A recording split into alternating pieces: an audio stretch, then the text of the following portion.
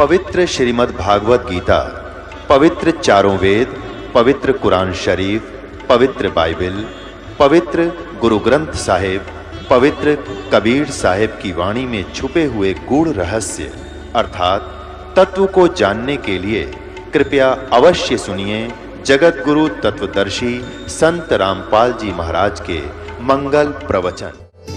अब इनका इतिहास देखे, इनकी जीवनी देखी कि ये तो खुद कहते हैं हम ना तो किसी ने लाभ दे सकते ना किसी को हानि कर सकते।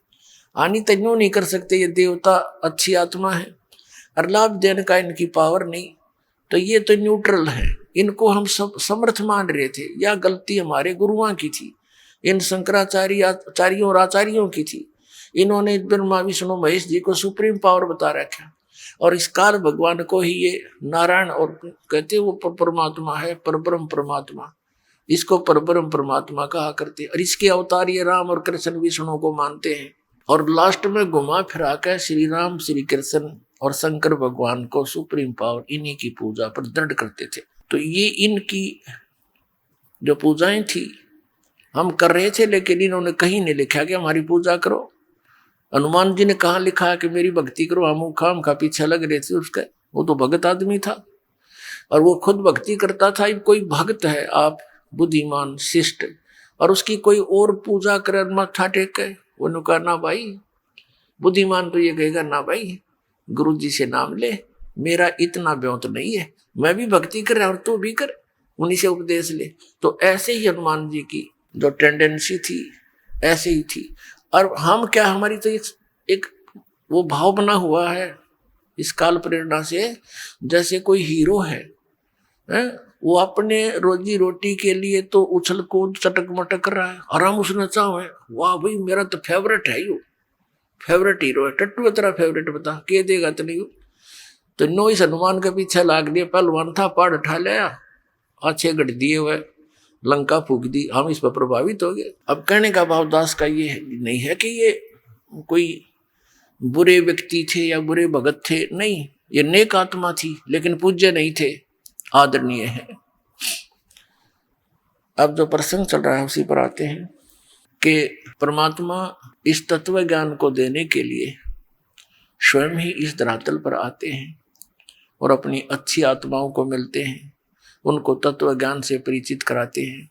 तो यहाँ अब ये कलयुग का जो समय आ गया है, ये पीक टाइम है, ये प्राइम टाइम है, या बिचली पीढ़ी है। और परमात्मा ने कहा था, धर्मदास मेरी लाख दुहाई, ये सार शब्द की तबार ना जाए। सार शब्द एक तो मूल ज्ञान है, ये मूल ज्ञान जो दास आपको बता रहा है ये तत्व ज्ञान है, दिया हुआ कबीर भगवान का। दास तो एक है टेप रिकॉर्डर है, और उसका भेजा हुआ दास है, उसका कुत्ता है। आप उसके बच्चे हो, आप धनी हो, आप धनियों की हानि हो रही है, चोर लगे हुए हैं, क्योंकि आप सत भक्ति ना करके नकलियां का फंसे हुए हो। इसलिए आपको भौंक भौंक कर जगा रहा है कि संभलो, जागो, तुम्हारी चोरी हो रही है, तुम्हारा अनमोल धन नष्ट हो रहा है। अब जो पुण्यात्मा होते हैं वो कुत्ते की आवाज को सुनकर, धनी होते हैं वो अवश्य जागते हैं। निर्धन तो पड़ा रहेगा, उसने सोचा दो थाली पड़ी है, ठा ले जाएगा, को उठाओगा तो सोवन ठाटते। और जो धनी होते हैं वो अवश्य फड़कते हैं, यानी जो पुण्यकर्मी प्राणी हैं वो कहीं भी नकलियों का फंसे हैं, वो अवश्य फड़क रहे हैं इस दास की आवाज को सुनकर, क्योंकि ये सत्य पर आधारित है। वो केवल निराधार कथाएं सुना रहे हैं, वो दूसरे नकली पंथ और संत। तो पुण्यात्मा, अब वो समय आ गया है। परमात्मा ने 600 वर्ष पहले कहा था कि एक समय आएगा धर्मदास, पूरे विश्व में मेरा ही ज्ञान रहेगा, और पूरे मेरे बच्चे मेरे को पहचानेंगे और मेरी शरण में आवेंगे, सतनाम का नाम लेकर के सतलोक जाएंगे। वो 2 अक्षर का मंत्र है सतनाम।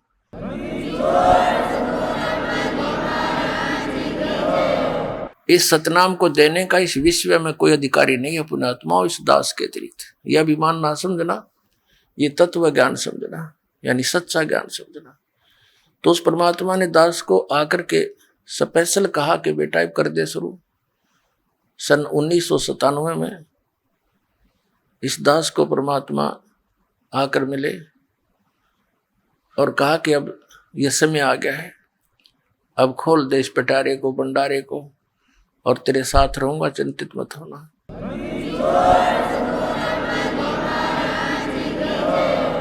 तो उसी का परिणाम है, उन्हीं का आशीर्वाद है, मेरे पूज्य गुरुदेव जी की रजा है कि ये दास उस परमात्मा के संदेश को उसके बच्चों तक पहुंचाने में सफल हुआ। कठिनाई बहुत उठाई, क्रोथा कांड इसी का परिणाम था, क्योंकि परमात्मा के बच्चे हैं सभी, जो हमारा विरोध कर रहे हैं वो भी उसी के बच्चे हैं। लेकिन वो काल का फंस गए, काल ने उनको अपना हथियार बना लिया, नकली आचार्यों को, गुरुओं को।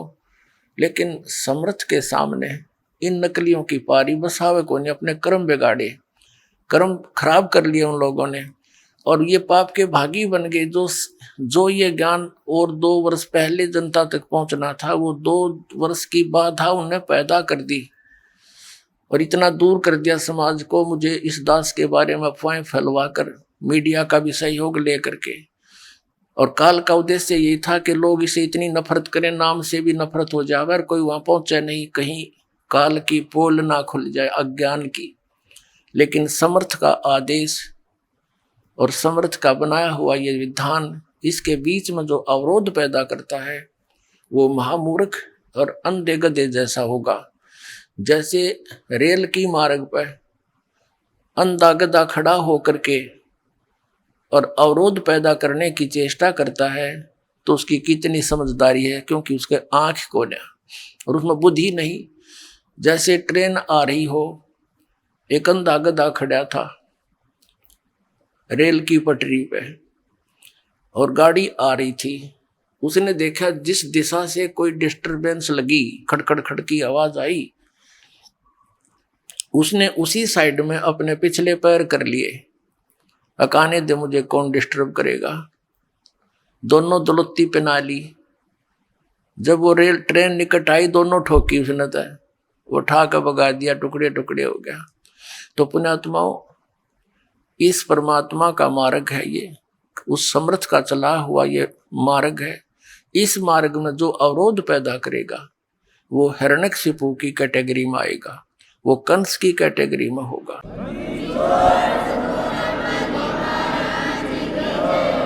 पहले तो हमने गलतियां कर ली बहुत, लेकिन अब उन पर उदाहरणों से सतर्क होना पड़ेगा और ये ज्ञान पूरे विश्व में जाएगा। एक बार पुनः, अब तो आग लगी पड़ी है, कलयुग घोर दिखाई देता है। किसी मजहब धर्म के पुण्यात्मा भक्ति भी करते और मांस खाते हैं, बीड़ी पीते, शराब पीते, और किसी रिश्वत की आंट नहीं, माया दौड़न की होड़ लगी। तो ये तो घोर कलयुग की अब झलक झांकी आप देख रहे। अब एकदम पुनः शांति होगी पूरे विश्व में। इतने प्यार से रहा करेंगे, इन कोठी और बंगले बनाने की होड़ खत्म हो जाएगी, ज्ञान से हो जाएगी। जैसे एक बैंक मैनेजर था, जब दास ने ये नाम लिया था, उसने बैंक से कुछ लोन लिया और रोहतक के अंदर एक सेक्टर 1 में कोठी गाड़ी, 3.5 लाख रुपए उस समय, आज तो 40 लाख रुपए बने हुआ, बल्कि और ज्यादा, 1 करोड़ में ऐसी कोठी बनाई। उसका मुहूर्त करने के लिए संडे का समय किसी पंडित पर, जो भी समय था, निर्धारित करवाया। अब हम इसी मुहूर्त करा करते, पहले तो पंडित ने कर लेने दो थोड़ी बहुत जटर मटर यू, फिर बाद में घुटी घाटी दर्शन मनावांगे, ये थी मुहूर्त मारी। इतना ज्ञान रह गया था। अब उसने सब मित्र प्यारे फ्रेंड इकट्ठे कर रखे, रिश्तेदार आए हुए थे, और कुछ उस किसी आइटम की आवश्यकता पड़ गई, स्वयं स्कूटर उठा कर और वो सामान लेने के लिए जा रहा था बाजार में। मेडिकल मोड़ के ऊपर एक स्कूटर टकरा गया, 2 व्हीलर से 2 व्हीलर, और पड़ गया। पड़ते ही कनपटी लागी फुटपाथ पे, वहीं पर मृत्यु होगी। अब चाट ले उसको ठी ने, वो दरा दरा रहेगा, जश्न मनाऊंगा। अब जौन सा काम इस मनुष्य जीवन से करना था उसने तो वो तो छोड़ दिया, इन बकवादा में दौड़ लिए। क्यों दौड़ दिए? क्योंकि हमने माहौल ऐसा बना लिया। अध्यात्म ज्ञान के आधार से हम यहाँ इस साइड में पकड़ गए, दूसरी स्पीड पकड़नी थी, भगवान की भक्ति करनी थी। एक मकान ठीक अपना बना ले, ठीक सा, गर्मी सर्दी से बचने के लिए तो इसलिए बना था कि भक्ति में बाधा करती है प्राकृतिक यहाँ की आपदाएं। कभी गर्मी घनी, कभी सर्दी, कभी वर्षा आ गई, कहीं ओले गिर गए, तो उससे बच के भक्ति करने में डिस्टरबेंस ना हो, इसलिए झोपड़ी झापड़ी डाल कर अपना टाइम पास करना था। अब जैसे क्योंकि वो बातें पहले तो असर करे नहीं थी, यो नाम लेने के बाद तो कति कलेजे में लग गए ये बातें सचमुच यो के सांग होया। एक जब दास ने ये मार्ग प्रारंभ किया था, आदेश हुआ था गुरुदेव, हमारे पास इतनी सुविधा नहीं थी। एक भक्तों ने एक जीप लेनी थी लोन पे, तो उसका फाइनेंस करवाया। करोत्तर के अंदर एक परिवार था, एक व्यक्ति था, वो फाइनेंस करता था। उसने फाइनेंस कर दिया और ब्याज सबसे ज्यादा लेता था। वो तो लेते ही हैं, सभी लेते ज्ञान बिना। तो हमारा भक्त बता रहा था कि मैं चर्चा चल पड़ी कि आप किससे उपदेश किसके चेले हो। हमसे बोला, हमने बताया आपका नाम कबीर साहब के पंथी हैं, रामपाल महाराज के हम शिष्य हैं। और हमने भगत कह रहे थे, हमने भी उसके पिताजी बैठे थे ऑफिस में, तब तक हम इंतजार कर रहे थे। उस लोन करने वाले उसके पुत्र की इंतजार कर रहे थे, उसके ऑफिस में बैठ के। तो उसके पिताजी से कहा कि आप भी भक्ति करो, नाम ले लो हमारे गुरुजी से। तो उनका पिता कहता है कि मेरी तो मौज हो रही है, भगवान शंकर की पूजा करूं, माता की पूजा करते हैं और गुरु हमने बना रखे हैं अपने, और भगवान विष्णु के हम पुजारी हैं, सब काम हम ठीक करते हैं, मूर्ति मार्ती ला रखी। और क्या कह रहा है कि मेरे जैसा सुखी आज कोई नहीं, इन भगवान कर रखे, इन देवताओं की तरफ संकेत करे, मूर्ति लग रही ऑफिस में। और क्या बताता है कि एक बेटा तो ये फाइनेंसर है, इसके खूब दया हो रही है, इनकम होती है, और एक बेटा जज लग गया है, बेटे का अभी विवाह हुआ है, उसकी पत्नी भी जज है। बताओ मैं किसका नाम ले लूं, इन गुरुवान इन भगवानों को छोड़कर आप क्या बात करते हो। अब हमारे भक्तों का कहने का फर्ज था, बाकी बहस कौन करे इनके साथ, ये तो काल के वकील हैं सभी। अब 1 वर्ष के बाद समाचार पत्रों में क्या आया कि वही परिवार जिससे ये फाइनेंस कराते थे, दास को इन्होंने आकर बताया था कि ऐसे ऐसे हमने कही, लेकिन ये तो इस माया के पुजारी मानते नहीं। उसके पिताजी से कहा था, वो नो बोला तुम्हारे जैसा सुखी कोई नहीं, और हम किसकी पूजा करें। तो उन्होंने कोई धार्मिक अनुष्ठान करवाया था, समाचार पत्रों में सच्चाई थी या जो दास बता रहा है। धार्मिक अनुष्ठान कराया था। धार्मिक अनुष्ठान के बाद जैसे फूल फाल चढ़ाते हैं, कोई हवन की राख रूख बच जाती है, उसको आदर के साथ जल प्रवाह करते हैं। अब वो समागम हो लिया, पहले दिन अनुष्ठान करवाया था, हवन उनके गुरुजी ने कराया था, और अगले दिन उस हवन की उस राख को, फूलों को उठा करके वो दोनों भाई, जज और वो फाइनेंसर, इधर दिल्ली रोड के ऊपर एक JLN है, जवाहरलाल नेहरू कैनाल, उसमें पानी बहुत चलता है, उसमें चले गए। ड्राइवर उनके साथ था, उन फूलों को जल प्रवाह करने के लिए। अब जो ही उन्होंने जल प्रवाह के लिए फूल फेंके, तो वो स्लोप ज्यादा है ऐसे उस दरिया, उस नहर का, कैनाल का, वो ऊपर पटरी पर गिर गए। अब उसने सोचा कि ले थोड़ा सा इनको नीचे सरका देता हूं। अच्छे एक भाई ने हाथ पकड़ लिया, एक नीचे को होकर सरकाने लगा। उसका काई लगी हुई थी, पानी कुछ डाउन हुआ था, पैर फिसल गया। वो दूसरा भाई भी साथ में, और वो भी तैरना कोई से ना नहीं, दोनों मर गए, डूब गए। वो जज भी मर गया और वो फाइनेंसर भी मर गया। पेपर में आई, ड्राइवर खड़ा खड़ा देख रहा। उसने फोन किया, इकट्ठे हुए। तीसरे दिन लाश मिली थी वहां शालावास पंप हाउस पर जाके। अपने आत्माओं देखो, परमात्मा हमें आगाह कराते हैं कि जब तक तुम्हारे पुण्य चलते हैं पूर्व जन्म के,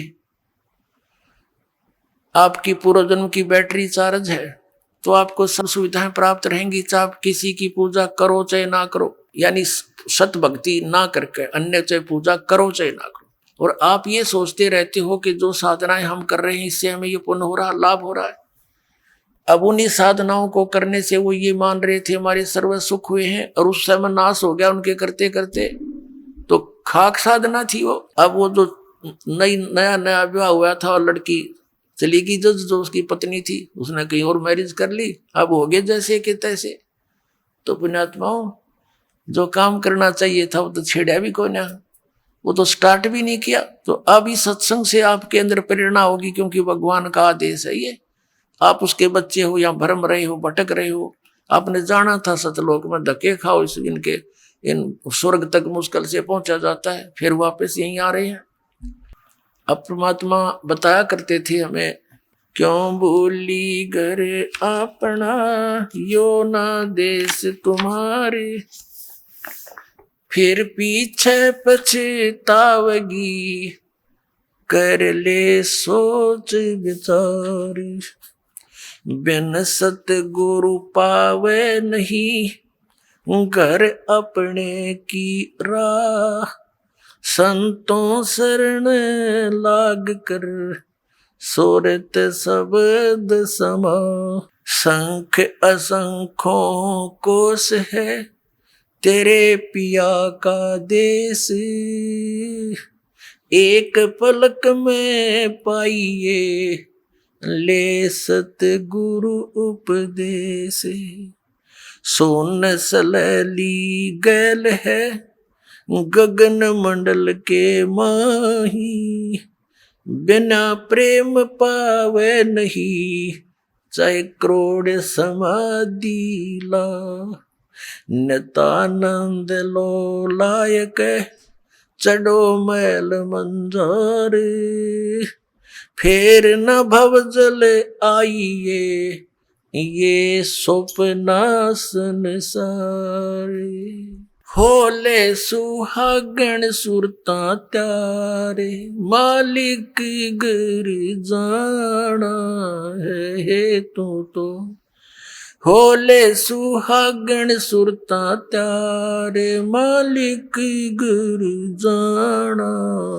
है तू तो, होले सुहागण सुरता त्यारे, मालिक घर जाना है, तेरा सोन सखर बरतारे, मालिक घर जाना है, तेरा सोन सखर बरतारे, मालिक घर जाना है तू तो, होले सुहागण सुरता त्यारे, नाले धोले ओढ़ पैर लेकर 16 श्रृंगार, नाले धोले ओढ़ पैर लेकर 16 श्रृंगार, आज नहीं तय तड़के परसों आवेंगे तेरे लड़ियार, मालिक घर जान है तू तो, होले सुहागण सुरता त्यार है तेरा, सोन सखर बरतार, मालिक घर जान है, तेरे साथ की कितनी जाली तू क्यों लारी वार, तेरे साथ की कितनी जाली तू क्यों लारी वार, गुड़िया खेलत जन्म गवाया लाया है नहीं बेचारे, मालिक घर जान है तू तो, होले सुहागण सुरता त्यार है तेरा, सोन सखर बरतारे, मालिक घर जान, सतगुरु मारे बाणिया है करते बनज व्यवहार, सतगुरु मारे बाणिया है करते बनज व्यवहार, बिन डांडी बिन पालड़े है तोले दिया संसार, मालिक घर जाना, होले होले सुहागण सुरता त्यारे, मालिक घर ए तेरा, सोन सखर बरतार, मालिक घर जाना है तेरा, सोन सखर, सोन सखर में सेज पिया की, आसे आसे कर ले प्यार, सोन से खरमय सेज पिया की हंस हंस कर ले प्यार। कह कबीर सुनो मेरी सजनी वहां लूटो है अजब बहार। मालिक घर जाना है तू होले होले सुहागण सुरता त्यार। मालिक घर तेरा सोन सखर बरतार। वे सोन सखर में सेज पिया की हंस हंस कर ले प्यार। सोन सखर में सेज पिया की हंस हंस कर ले प्यार। कह कबीर सुनो मेरी सजनी वहां लूटो है अजब बहार। मालिक घर जाना है होले होले सुहागण सुरता त्यार। जाना है तेरा सोन शिखर बरतार। मालिक घर जाना है तेरा सोन शिखर बरतार। मालिक घर जाना है। अब परमात्मा ने क्या बताया है, इस आत्मा को ना जाने कितने प्रकार से ऐसे झंझेड़ने की चेष्टा की है, ना जाने कितने प्रकार का ज्ञान देना चाहा है। पुणात्मा जैसे कुएं में बाल्टी गिर जाती है और उसको निकालने के लिए हुक होते हैं, कांटे बोल रहे हैं उसको, हुक से बना करके ऐसे उल्टे सुलटे से और 20-25 इकट्ठे ही जुगाड़ कर दिया जाता है, उनका एक कड़े में लपेट दिए जाते हैं, रस्सा बांध कर वो कुएं से निकालने के प्रयत्न किया जाता है। बाल्टी तो वो एक हुक में उलझ सकती है, एक से एक ही पर्याप्त था, लेकिन नहीं, इसलिए उल्टे ये कई डालने पड़ते, ना जाने कौन से में उलझ जावा, एक तक पासे घूमता रहा है।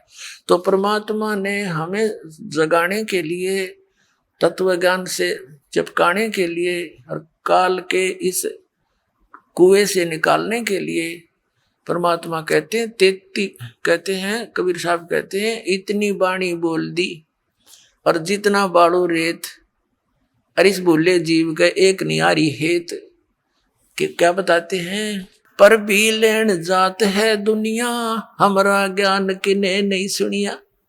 तो ये इतनी बाणी इसलिए बोली है, ना जाने कौन सी खटक जा किसका और वो उड़ जा माल्य के कांटे में और निकल जा इस कुएं से, निकल जा इस चेहरे से। तो इस प्रकार परमात्मा बताना चाह रहे हैं, ये एक आत्मा सुरता को या आत्मा कहा है और इसको समझाने की चेष्टा की है कि होले सुहागण सुरता त्यार तन मालिक घर जाना है। हम सबका स्वामी, हम सबका धनी, हम सबका खसम, यानी एक ही है। मालिक कहो, पति कहो, स्वामी कहो या भगवान कहो, तो वो एक ही है। अब इस आत्मा को ये कह रहे हैं परमात्मा अपनी ही महिमा एक डबल रोल करके हम तक बता रहे। वैसे तो परमात्मा ने बहुत, कबीर परमेश्वर जी ने कई बार कहा कि आई एम गॉड, हम ही अलख अल्लाह हैं, कुतुब गोस और पीर, यानी हर तरह के, जैसे कोई साधु रूप में, पीर रूप में, पैगंबर यानी संदेश वाहक, तत्वदर्शी, संत, जगत गुरु बनकर मैं ही आता हूँ। और हम ही अलख अल्लाह हैं और कुतुब गोस और पीर, गरीबदास खालिक धनी मेरा नाम कबीर। ए स्वामी सृष्टा में और सृष्टि मेरे तीर, दास गरीब अधर बसु में अवगत सत्य कबीर। मैं सतलोक में रहता हूँ ऊपर और वहां से चल कर आता हूँ आपके लिए, गोता मारूं स्वर्ग में जा बैठूं पाताल। कह कबीर ढूंढता फेरूं अपने हीरे मोती लाल। तो अब यदि भगवान बार बार कहते मैं भगवान हूं तो कोई नहीं सुनता उनकी बात ने, इसलिए उन्होंने अपने आप को एक दास बताया और हमारे लिए उदाहरण दिया कि यहाँ यदि किसी ने अभिमान किया वो भगवान प्राप्ति नहीं कर सका, ना कर सकेगा, इसलिए अपने आप को दास बोला और हमारे लिए उदाहरण दिया कि तुम भी बच्चों ऐसे ही रहना, यहाँ जीव का कोई अस्तित्व नहीं है। कहते मर्द गर्द में मिल गए वो रावण से रणधीर, कंस के सी चाणूर से वो हिरणा कुश बलबीर। तेरी क्या बुनियाद है तू जीव जन्म दर लेत, गरीबदास एक नाम बिना तेरा खाली रह जा खेत। तो कहते मर्द गर्द में मिल गए वो धरती तोले थे, बिरन मट्टी को प्राप्त हुए गधे की योनि भोग रहे हैं।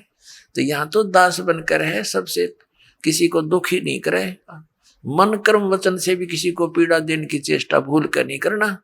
आपकी भक्तिहीनता हो जाएगी, भगवान आपसे नाराज हो जाएगा। तो धीरे धीरे हमने उतना शिष्ट बनना है जितना भगवान को हम पसंद हों। तो उसी के लिए यहाँ क्या बताया है, तेरा सुन शिखर में, सुन शिखर में, सुन माने सबसे वोकम प्लेस जहां और अन्य वस्तु ना हो, उस सुन के पार करके उसकी शिखर में, उसकी टॉप में, वहां तेरा पति रहता है, यानी तेरा मालिक है, वो सतपुरुष है। और वो परमात्मा स्वयं कहते हैं, ए स्वामी सृष्टा में सृष्टि मेरा तीर, दास गरीब अधर ऊपर अधर बसूं। ऊपर रहता हूं सबसे टॉप मोस्ट प्लेस पे, और हम अवगत सत कबीर। तो यहाँ परमात्मा उसी तरह संकेत कर रहे हैं कि नाले धोले ओढ़ पैर ले। अपना आत्मा सुहागण कौन होती है? जिस लड़की का विवाह हो गया, जिस लड़की का विवाह हो गया तो वह सुहागण हुई, और जिसका विवाह नहीं हुआ वो कुंवारी है। कुंवारी है तो अपने पति के घर वो जाएगी कैसे? वो तो कुंवारी है, अभी अपने पिता के घर पे ही है। तो हम जिन्होंने उपदेश प्राप्त हो गया, आप सब आत्माओं को जिनको दीक्षा मिल गई, तो आप सुहागण हो गए। अब जब लड़की का विवाह हो जाता है, विवाहित हो जाती है, तो पहले एक विशेष वो होता था, जैसे बच्चे को भेजने के लिए बहुत से आइटम तैयार करने पड़ते थे, और लड़की को भी चिंता हो जाती थी, अपने कपड़ों की कढ़ाई कुढ़ाई का लगी रहा करती। तो क्या बताते हैं कि इस राम नाम के धन रूपी इस दहेज ने इकट्ठा कर ले, यो दहेज तू लेकर जागी, और ये सब तेरे अंदर जैसे 16 श्रृंगार कर ले। कौन से 16 श्रृंगार? शील, संतोष, विवेक, अक्षमा, भाव, भक्ति, दान का भाव बनना, इस तरह 16 प्रकार के एक साधक के। वैसे तो लड़कियों को 16 श्रृंगार कहे गए हैं, लेकिन भगत के जो श्रृंगार हैं वो कर ले, जिससे तू अपने पति को प्यारी लगे। यानी मांस, शराब, तम्बाकू ना खाना, आन उपासना नहीं करनी, और ये शील, संतोष, विवेक, दया भाव, नम्रता, एक बहुत अच्छा मृदु भाषा, इस तरह के जो आपके श्रृंगार हैं भक्त के, यदि आप इन श्रृंगारों से युक्त हैं तो भगवान को अच्छे लगोगे। ये उदाहरण दे रहे हैं। नाले धोले ओढ़ पैर ले। नाना धोना क्या है? सत्संग रूपी इस अमृत सरोवर में आत्मा के मैल तार ले। नाले धोले ओढ़ पैर ले, और कै 16 श्रृंगार, यानी सब मर्यादा में रहे, और आज नहीं तो कल परसों तेरे आवेंगे लणियार। ये देसी भाषा हरियाणा की लगभग। परमात्मा तो सब भाषाओं में ही बोला उन्होंने ज्ञान, ताकि मेरे बच्चे कहीं भी हैं वहीं पर समझ जाए। लणिहार मीन तुझे लेने वाले तेरे पति आएंगे, यम के दूत समझ ले। यहाँ तो लणिहार यम के दूत हमारे, और वहां सतलोक चलोगे तो परमात्मा आएंगे इस दास के रूप में। कहते हैं आज नहीं तो कल परसों, एक दिन तो मृत्यु होनी ही है आपकी, यहाँ तो रहना ही नहीं किसी ने। तो चलने की तैयारी करनी पड़ेगी, तो सुहागण होगी, यानी जिन्होंने नाम ले लिया। गफलत नहीं करना है, वो तो कभी भी आ सकते हैं लेने के लिए। अब तो हम प्राय हो गए हैं।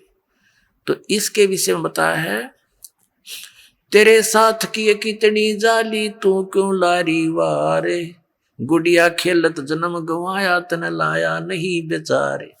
अपना आत्मा पहले हम छोटे छोटे थे, जब हमारी बहनें बुआएं उनकी ठीक दर दिया करते, ठीक निर्धारित समय कर देते थे ससुराल जाने का।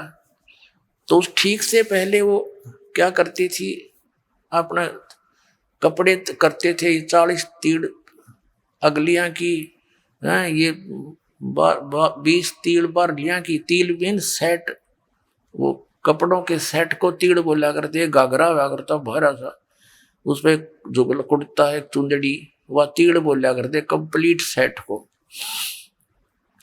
तो वो टेलर आते थे वहां, घर पे ही उन कपड़ों को सील जाते थे, तो टुकड़े बच जाते थे कपड़ों के। तो छोटी बहनें जो होती थी, छोटी छोटी बालक, वो क्या करती थी, उन कपड़ों को उठा के और ऐसे ही तय करके और बना लेती थी।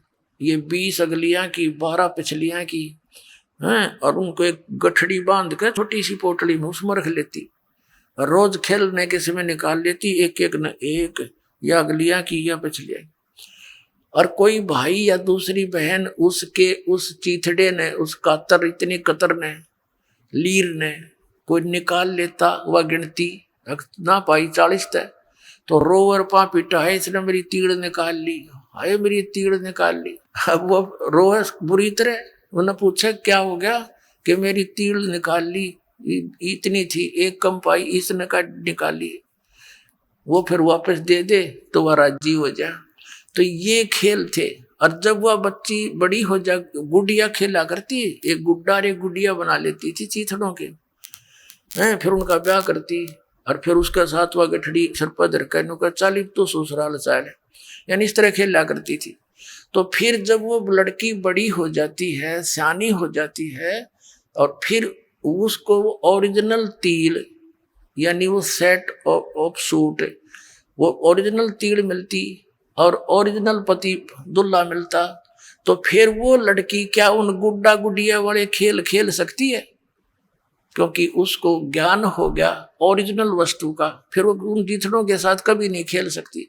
तो अभी तक हम जो भी इस संसारिक सुख को कलेक्शन करने में लाग रहे हैं, कार हो, कोठी हो, बड़ा है, पता नहीं पंखे हो, कूलर हो, फलाना हो, जैसा भी, और इसी खेल को खेलते खेलते हम मर जाते। और जब हम इस तत्व ज्ञान से परिचित होकर सियाने हो जाएंगे, फिर हमने उस गुड़िया वाला खेल दिखाई देगा। जब वो लड़की बड़ी होती है, फिर अन्य बच्चे जब खेलते हैं उनको बालक दिखाई देते हैं, बालक से ये कोई तीर थोड़ी, तीर था अब मिली मुझे पति, तो अब मिला असली गुड्डा। तो पुण्यात्माओं, अब आप, इसलिए परमात्मा कह रहे हैं कि गुडिया खेलत तन जन्म गंवा दिया, लाया नहीं बेचार। ये संसारिक सुविधाएं यहीं इकट्ठी करके मृत्यु हो जाती है और यहीं छोड़ जाते हो। कोठी बनाई और एक दिन भी ना रह पाया, मृत्यु होगी, चल 10-20 दिन या साल, 2 साल, 10 साल उसमें रह भी लिया, तो क्या काम आई, मृत्यु होगी। मृत्यु होती है सतभक्ति ना करने से। वो कुत्ता बन के उस गली में बैठता, उसको ठीक ही छाया में, और आते जाते मारे लठे हो गया, फिर वो काम सारा बिगड़ गया। अब क्या बताते हैं, सतगुरु मारे बानिया है, करते बनज व्यवहारे, बिन डांडी बिन पालड़े, यो तोल दिया संसारे। हमारे सतगुरु वो बिजनेसमैन है, बानिया मीन बिजनेसमैन, आत्मा का सौदा करते हैं, और बगैर किसी डंडी यानी बगैर किसी तराजू के पूरे विश्व को तोल दिया, सबके ज्ञान को दिखा दिया, इनका कितना ज्ञान है, बिन डंडी और बिन पालड़ा, ये तोल दिया संसार। इस तत्व ज्ञान से माप कदर दिया, किसकी कितनी सचिथी है, किसकी कितनी वैल्यू और वजन है।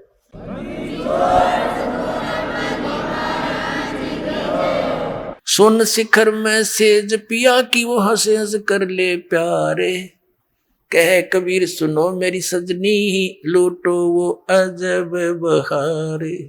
कि जिस सुख को आप यहाँ खोज रहे हो, नमक की बोरी में मिष्ठान ढूंढ रहे हो, ये कभी नहीं हो सकता। ये भूल जाना, यहाँ के स्वर्ग में भी सुख नहीं है जिसको सुख कहते हैं। ये झूठा सुख है, अस्थाई सटे है सबका, और वहां सथाई सटे होगा। अपनात्मा हमारे पवित्र सदग्रंथ क्या ज्ञान देते हैं, और परमात्मा ने वही ज्ञान बताया था। मन तू चल रे सुख के सागर, जहां शब्द से दूर रत्नागर। मन तू चल रे सुख के सागर, जहां शब्द सिंदूर रत्नागर। अब सुख सागर परमात्मा कहते हैं, इस नमक की बोरी तो निकलो। और फिर तुमने देखो, परमात्मा ने करने नो दीदार महल में प्यारा एक शब्द है परमेश्वर कबीर जी का, उसमें सारा कुछ बताया है सतलोक का। और लास्ट में ये बता दिया ये उस सतलोक की नकल कर रखी है, ये डुप्लीकेट बना रखे इस काल ने अपनी माया के द्वारा।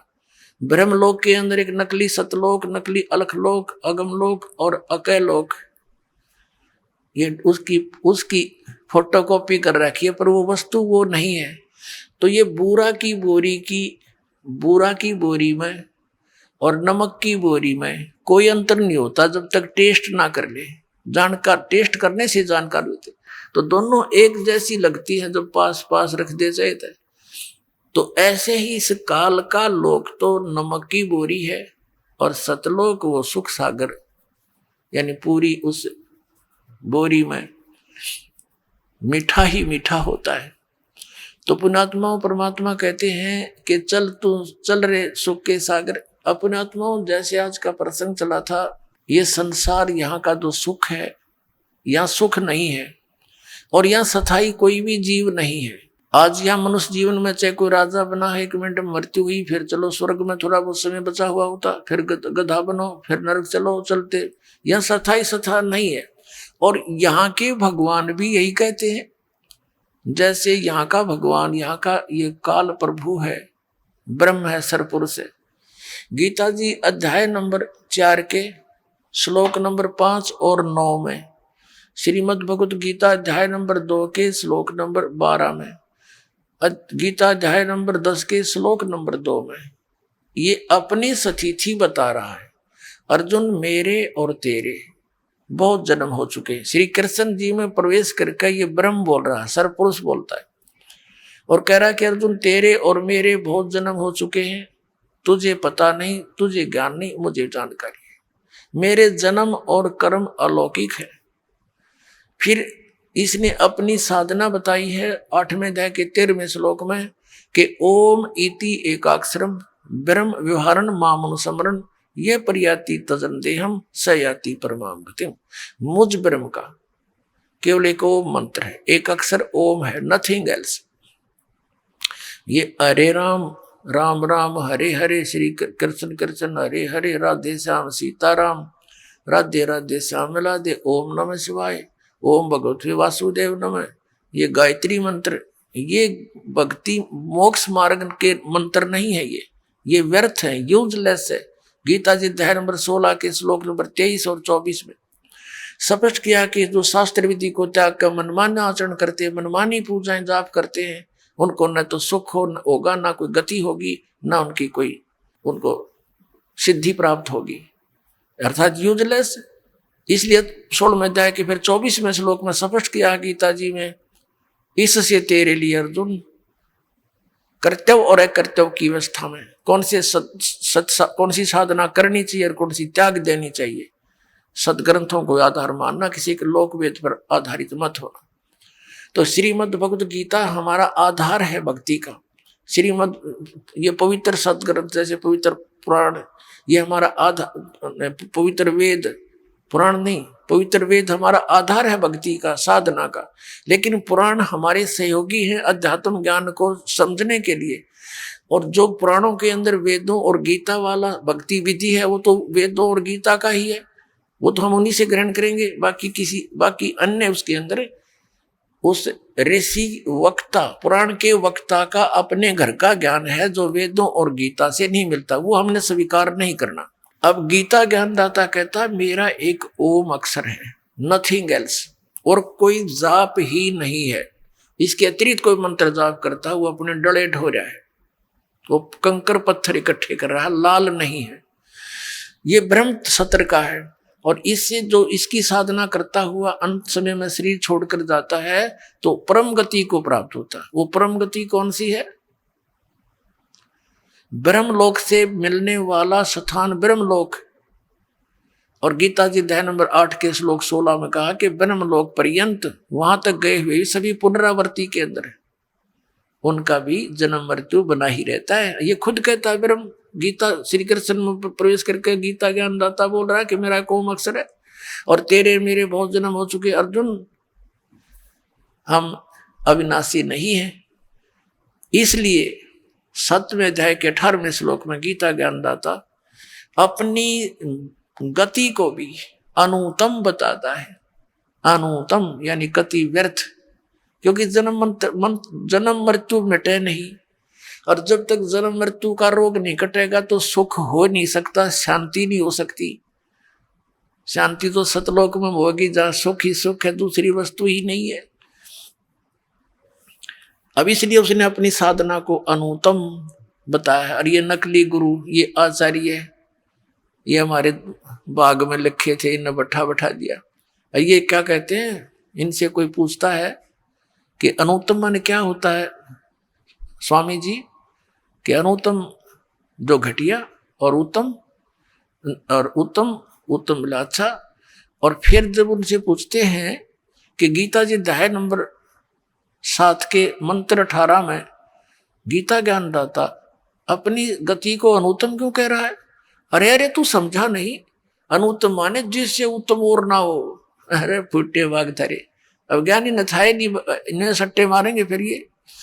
अब जैसे एक उत्तीर्ण है, उत्तीर्ण माने सफल, अनुत्तीर्ण माने फेल। अब किसी बच्चे के पीछे लिख दिया रिजल्ट में अनुत्तीर्ण, और वो नौका है घर जाके कि ना अनुत्तीर्ण का अर्थ होता सब तो पास, जिसका बराबर कोई पास है ना हो, तो बकाले बेसिक, लेकिन वहां लिखा ना पावा तुम्हारा अगली क्लास में। तो ये नकली गुरु न्यू बतावे, और कुछ न्यू कहे हैं कि भाई अनुत्तम माने जिससे श्रेष्ठ कोई ना हो। अरे भले पुरुषो, यदि गीता ज्ञान दाता कहते हैं समाज के अंदर ऐसा होता, समाज के अंदर ऐसे होता, अरे सीधा ज्ञान इसमें समाज के आ गया। गीता ज्ञान दाता कहता है कि मेरा एक ओम नाम है और मेरी साधना करने वाला ब्रह्मलोक में जाता है। गीता जी में स्पष्ट 8 में जाके 16वें श्लोक में ब्रह्मलोक पर्यंत भी गए हुए वापस आते हैं, जन्म मृत्यु होती है। इसलिए 7वें अध्याय के 18वें श्लोक में गीता जी में कहा कि यह मेरी गति भी अनुत्तम है, ये घटिया है, व्यर्थ है, क्योंकि ये पुण्यात्मा जो नेक आत्मा ज्ञानी आत्मा है तो अच्छी परमात्मा प्राप्ति के लिए यत्नशील है, लेकिन ये मेरे वाली अनुत्तम घटिया गति में ही स्थित है। इसलिए तो उसने कहा कि 15वें अध्याय के 1 से लेकर 4 तक और 16-17 में अध्याय श्लोकों में, और 18वें अध्याय के 62वें श्लोक में, और 18वें अध्याय के 66वें श्लोक में गीता ज्ञानदाता ने स्पष्ट कर दिया है कि संसार रूपी उल्टा लटका हुआ वृक्ष है। ऊपर को जड़ तो पूर्ण परमात्मा समझो, नीचे को तीनों गुण रजगुण ब्रह्मा सतगुण विष्णु रूपी शाखा है। जो संत इन सभी विभागों को बता देगा वो तत्वदर्शी संत है। और गीता जी अध्याय नंबर 4 के श्लोक नंबर 34 में कहा है कि जिस तत्व ज्ञान के बारे में सच्चिदानंद घन ब्रह्म की वाणी में 4थे अध्याय के 32वें श्लोक में कहा गया है कि वो सच्चिदानंद घन ब्रह्म की वाणी में ब्रह्मण मुखे, उसके परमात्मा के मुख कमल से उच्चारित वाणी कबीर वाणी में जो विस्तार के साथ धार्मिक अनुष्ठानों का ज्ञान दिया गया है, यज्ञों का, वो तत्व ज्ञान है। 4थे अध्याय के 34वें श्लोक में कहा कि उस तत्व ज्ञान को तू तत्वदर्शी संतों के पास जाकर समझ, वो तत्वदर्शी संत तुझे बताएंगे। अब तत्वदर्शी संत की पहचान बताइए 15वें अध्याय के प्रथम श्लोक में गीता जी के उल्टे लटके संसार रूपी वृक्ष के सभी विभाग जो बता देगा स वेदवित, वो तत्वदर्शी संत है, उससे पूछो।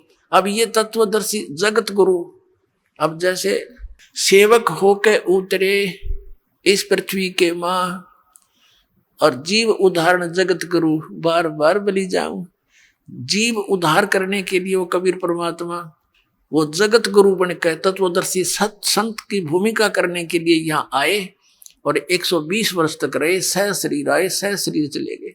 तो यहाँ क्या बताते हैं कि तत्वदर्शी संत कौन होगा? जो उल्टे लटके हुए संसार रूपी वृक्ष के सभी पार्ट्स बता देगा, विभाग बतावेगा। तो परमेश्वर ने 600 वर्ष पहले उस सच्चिदानंद घन ब्रह्म की वाणी में ये भाग बता रखे थे। कबीर अक्षर पुरुष एक पेड़ है, सर पुरुष वाकी डारे, ये तीनों देवा शाखा है, भाई पात रूप संसारे। कख नहीं पता था।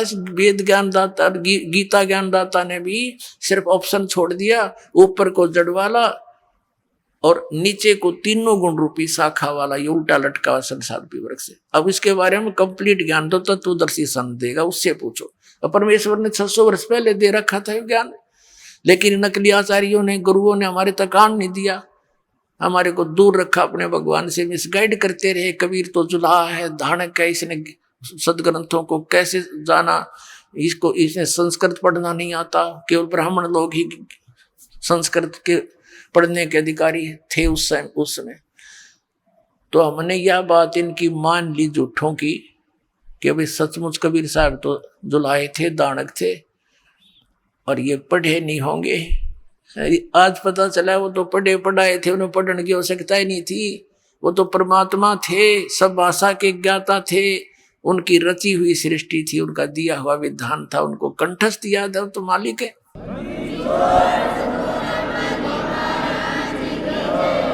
उल्टा लटका हुआ संसार रूपी वृक्ष को परमात्मा ने बता दिया। अक्षर पुरुष एक पेड़ है, निरंजन यानी सरपुरुष या की डार, और तीनों देवा शाखा है, ये पात रूप संसार। एक बार इस झलक देख लो इसकी। ये देखिएगा श्रीमद् भगवत गीता अध्याय नंबर 15 के श्लोक नंबर 1 से लेकर 4 और 16 और 17 का ये निष्कर्ष है। ये परमात्मा का दिया हुआ ज्ञान है। अब जैसे जड़ परोक्ष होती हैं, गुप्त होती हैं, पृथ्वी से बाहर केवल पृथ्वी से बाहर इतना हिस्सा दिखाई देता है वृक्ष का, इसलिए परमात्मा ने कहा ये अक्षर पुरुष एक पेड़ है। ये तना समझो, ये तो अक्षर पुरुष है, और सरपुरुष वा की डार, और तीनों देवा शाखा है, ये पात रूप संसार। रजगुण ब्रह्मा जी, सतगुण विष्णु जी, तमगुण शिव जी, ये तो शाखा है इस पेड़ की, और ये इनका पिता है सरपुरुष ज्योति निरंजन, और ये अक्षर पुरुष तना है, और ये मूल मालिक, ये परम अक्षर ब्रह्म, परम अक्षर पुरुष है, ये कबीर साहब है। परमात्मा ने 600 वर्ष पहले कहा था अक्षर पुरुष एक पेड़ है, निरंजन वा की डारे, निरंजन कहो, सरपुरुष कहो, काल कहो, और तीनों देवा शाखा है, भाई पात रूप संसारे। तो पुणात्मा इसमें क्या स्पष्ट किया है कि जब तत्वदर्शी संत मिल जा 15वें अध्याय के 4थे श्लोक में, उसके पश्चात परमेश्वर के उस परम पद की खोज करनी चाहिए जहां जाने के बाद साधक फिर लौटकर कभी संसार में नहीं आते।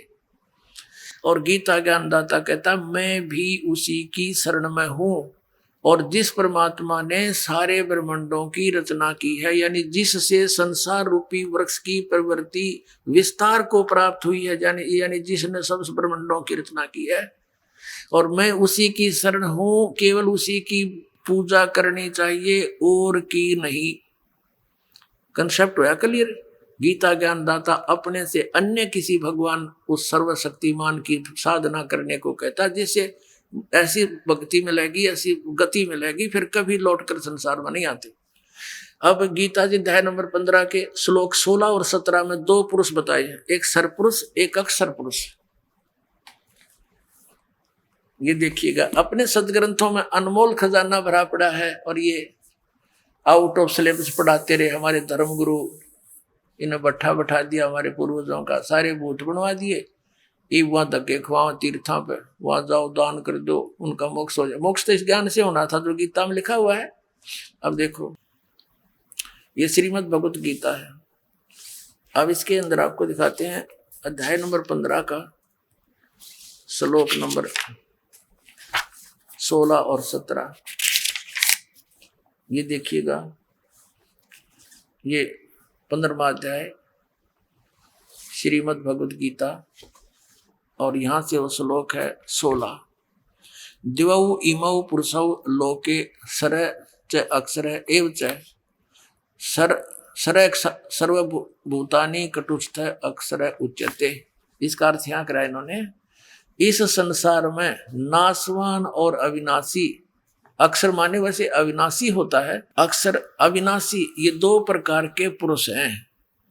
2 प्रकार के पुरुष माने प्रभु हैं, और संपूर्ण प्राणियों के शरीर नाशवान है, जीवात्मा किसी की मरती नहीं। ये तो अंडरस्टूड है। अब इसका भावदास समझाएगा।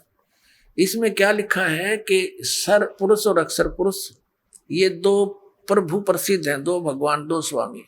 अब सर पुरस्कार तो सीधा ही नासवान है, सर्वमान्य नासवान। आइए अब हम उन श्रद्धालुओं के अनुभव जानते हैं जो जगत गुरु तत्वदर्शी संत रामपाल जी महाराज जी से दीक्षा प्राप्त कर चुके हैं तथा उनके द्वारा बताए गए भक्ति मार्ग पर चल रहे हैं। जी नमस्कार। सत साहिब सर जी। क्या नाम है जी आपका? मेरा नाम आरती पटेल है। आरती जी, आप कहाँ से आए हैं? मैं MP दमोह से हूँ, मध्य प्रदेश। बहन जी, संत रामपाल जी महाराज से नाम दीक्षा लेने से पहले आप क्या भक्ति साधना करते थे? मैं यही देवी देवताओं की पूजा पाठ करती थी, कार्तिक का महीना नहाती थी, सभी देवी देवताओं की यही पूजा करती थी। जब आप ये सभी पूजाएं कर रहे थे तो फिर आप संत रामपाल जी महाराज की शरण में क्यों गए? क्योंकि पहले मेरी मम्मी जी बोलती थी, बेटा तू इतनी भक्ति करती है, तू इन जो संत रामपाल जी महाराज हैं जो भगवान का रूप आए वो सही साधना बता रहे हैं, ग्रंथों के अनुसार भक्ति बता रहा है, बेटा ये भक्ति कर जिससे तुझको लाभ होगा। क्योंकि मैं कहती थी नहीं, मेरे घर में मैं छोटी हूँ घर में और मेरी सासू माँ है मेरे साथ में, सभी देवी देवालय हैं, मेरी सास बहुत ज़्यादा लड़ती झगड़ती है, इसलिए मैं मम्मी को मना करती थी। तो मम्मी ने बोला कि बेटा इस साधना में कोई लाभ नहीं है। मैंने कहा मम्मी ठीक है, जो है परमात्मा मतलब भगवान जैसा, पहले तो भगवान ही को करते थे। फिर मम्मी बोली नहीं बेटा, जो अपनी तू तो पढ़ी लिखी है, जो शास्त्रों के अनुसार भक्ति करना है अपन को वो ज़रूरी है, क्योंकि मानुष जन्म दुर्लभ है, मिले न बारंबार, और तरवर्ष पत्ता टूट गिरे बहुत न लगता डार। तो मैंने बोला मम्मी अब मैं क्या करूँ, मैं मजबूर हूँ, परेशान हूँ, ऐसे करते मैं टालती गई। फिर कुछ दिन बाद फिर ऐसे ही मैं 2015 में मुझे उल्टी दस्त हो गई। तो मुझे सभी लोग मतलब हॉस्पिटल ले गए सरकारी, तो वहाँ पर मेरा ट्रीटमेंट हुआ। तो सभी मतलब हमारे मतलब घर वाले सभी लोग थे, तो वो घबराने लगे। 2-3 दिन हुए मुझे, तो कोई लाभ नहीं, मतलब दवाई से कुछ ठीक नहीं हुई मैं।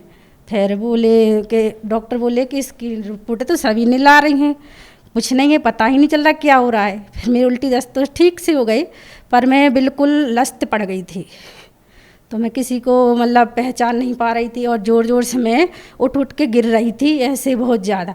तो फिर उन लोगों ने कहा कि जहाँ भी ले जाना हो आप ले जा सकते हैं इसको। तो फिर मेरे भाई लोग सभी लोग बोले कि अपन इनको प्राइवेट में दिखाते। तो फिर मेरे भाई लोग हैं ना, मुझको मनीष पटेल के यहाँ ले गए। फिर मनीष पटेल ने हमको एडमिट कर दिया यहाँ पर, ये अपनी जो मिशन अस्पताल है वहाँ एडमिट कर दिया, दमोह हॉस्पिटल है वहाँ पर। तो फिर डॉक्टर ने वहाँ भी फिर से रिपोर्टें हमारी शुरू से फिर से की। तो वह डॉक्टर ने बोला कि इनकी रिपोर्टें तो सभी ने ला रहे हैं, पता नहीं चल रहा है क्या बीमारी। उन्होंने बोला ऐसी कुछ टेंशन होगी, टेंशन वाली बीमारी होगी। तो फिर मुझे वहाँ बहुत ज़्यादा मैं वो हो गई। तो फिर मेरी मम्मी लोग बोली कि अब ये क्या नहीं, पता नहीं इसको क्या हो गया, कुछ भी किसी को नहीं पहचान रही। तो मम्मी ने बोला बेटा हम इनको संत रामपाल जी महाराज जो परमात्मा आए हुए हैं उनकी शरण में ले जाते हैं, वही सब कुछ ठीक कर सकते हैं अपने मालिक, इसको कुछ नहीं होने देंगे। तो मैं ऐसे मुझे मेरे सामने एकदम से 9 बजे की बात है सुबह, तो मेरे सामने एकदम से ऐसे भैंसे पर बैठे हुए यमराज आए, मुकुट रखे हुए थे ऐसे, और सींग थे उनके, और बड़ी बड़ी मटके जैसी उनकी आँखें थी। तो बोले आपका समय हो गया, आप चलो, और ऐसी नज़रों से प्रहार कर रहे थे, मेरे को उठा पटक रहे थे। फिर मैंने बोला मैं नहीं जाऊंगी, मेरे बच्चे हैं, मुझे ऑक्सीजन वगैरह बॉटल लगी हुई थी, 8 दिन से मेरे अंदर पानी भी नहीं जा रहा था मुँह के। संत रामपाल जी की यहाँ प्रार्थना लगाई मेरी मम्मी जी ने, तो वहाँ से जवाब आया कि आप माई आपकी लड़की में जान भी ना हो तो आप यहाँ ले आइए, परमात्मा दया करेंगे, सब ठीक कर देंगे। तो हमारी मम्मी ने बोला कि जल्दी करो, अपन इनको आश्रम ले जाते हैं। तो यहाँ सागर में वो तिलकगंज है सागर में, वहाँ पर आश्रम था। तो संत रामपाल जी महाराज जो परमात्मा आए हुए हैं उनकी दया से मुझे जैसे ही इन्होंने, हम 4 लोग हमें उठा के और लैट्रिन बाथरूम में बैठाते थे जब मैं जा पाती थी, और उन्होंने हमें 4 जन ने हमें ऐसे गाड़ी में लिटाया और फिर हमें वहाँ ले गए। तो मैं गड़ा कोटा के आगे ही निकली थी, अपने आप से दोपहर की आरती लगाई हुई थी मेरी मम्मी मोबाइल में, तो मैं उठ के बैठ गई और मेरी मम्मी का मोबाइल लेके और मैंने ऐसे लगाया, परमात्मा का याद किया। तो मैं बिल्कुल, मम्मी लोग देखते ही कहने लगे अब मालिक की दया हो गई, परमात्मा की तरफ चल पड़े। तो मालिक ने दया कर दी, क्योंकि मेरी सांस भर चल रही थी उस समय जब उनने प्रार्थना लगाई थी ना। तो वो जैसे ही यमराज हट गए थे नज़रों से और गुरुजी जो संत रामपाल जी महाराज हैं वो दिखने लगे थे मुझे। तो मैं पहचान में बोल रही थी मम्मी, जब मैं शाम को घर गई ना तो वहाँ सत्संग लगाया उन्होंने, मैंने बोला मम्मी यही दादाजी आए थे, मैं पहले उनको देखा नहीं था। तो मैं बोली मम्मी यही दादाजी आए थे मेरे को, और ऐसे हाथ किया था और मुस्कुरा रहे थे कि अब कुछ नहीं होगा बेटी तुझे। तो मम्मी बोली बेटा यही है अपने परमात्मा। तो मैंने कहा हाँ मालिक यही परमात्मा है, बंदी छोड़। तो फिर मैं उसी समय मैं एकदम से अपने आप से उठ के और आश्रम में दौड़ के गई। सभी लोग बोल रहे एक आपकी लड़की तो सीरियस थी, बोले नहीं परमात्मा की दया हुई है।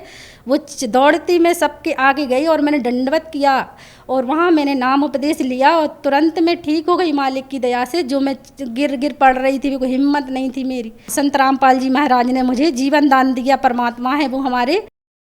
बहन जी, संत रामपाल जी महाराज से नाम दीक्षा लेने से पहले आप मृत्यु शैया पर थे।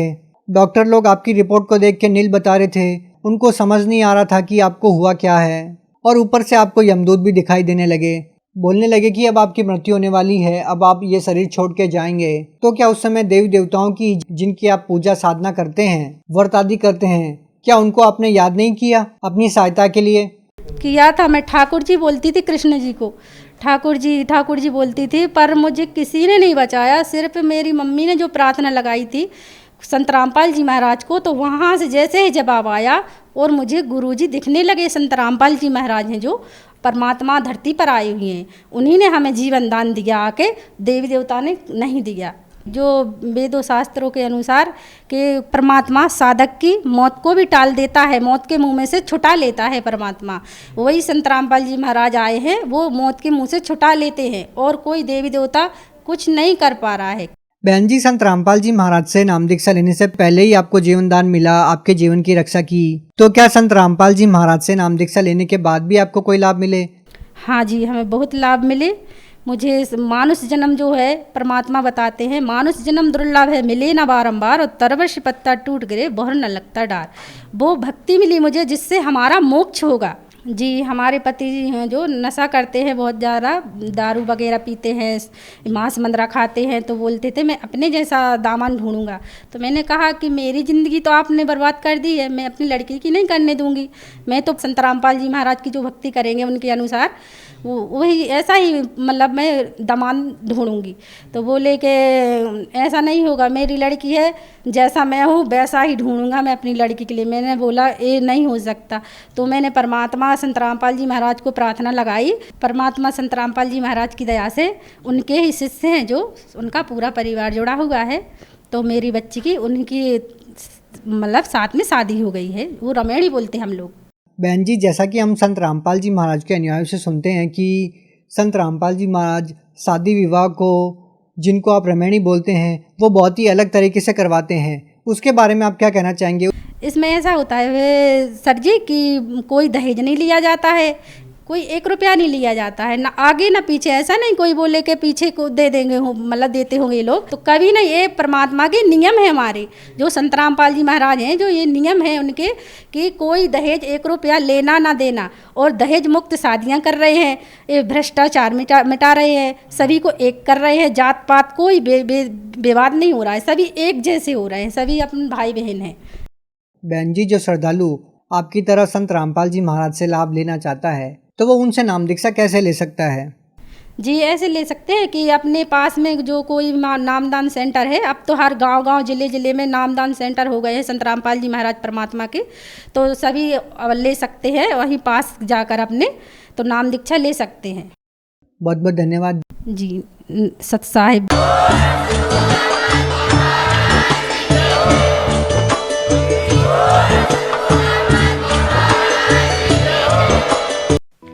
आप सुन रहे थे जगत गुरु तत्वदर्शी संत रामपाल जी महाराज के मंगल प्रवचन।